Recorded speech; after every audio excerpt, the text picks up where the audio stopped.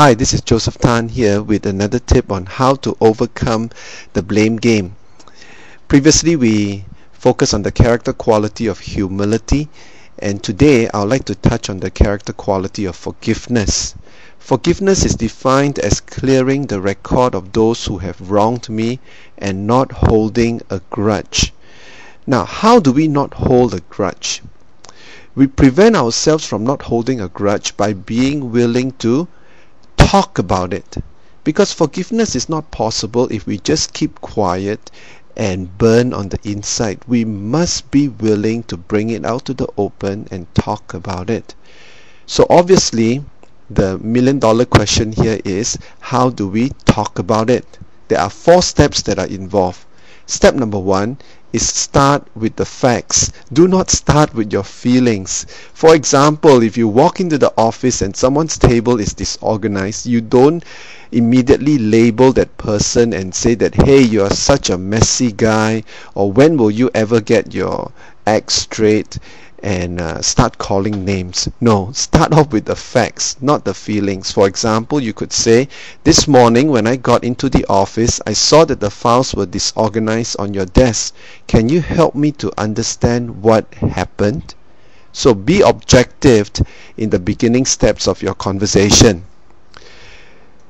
The second step is to explain your view. Obviously, you have a point to communicate, and after the facts are stated, let the other person know what you think. For example, you could say, thank you for sharing with me what happened. It is my view that if things are better organized, then we can respond better when customer calls. So state your view clearly. Do not leave anything hidden or anything to be guessed. So let your view be known. Of course, you do not stop here, or else it could be a one-sided monologue. The third step is to invite feedback.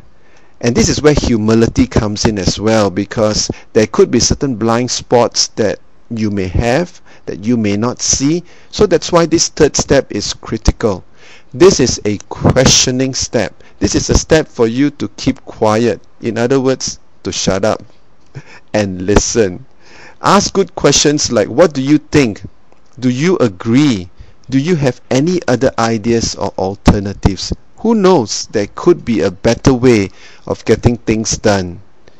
And the final step is encourage verification, because talking about it involves a joint involvement, and there is possibly a synergy that could be derived than just you thinking through the issue alone.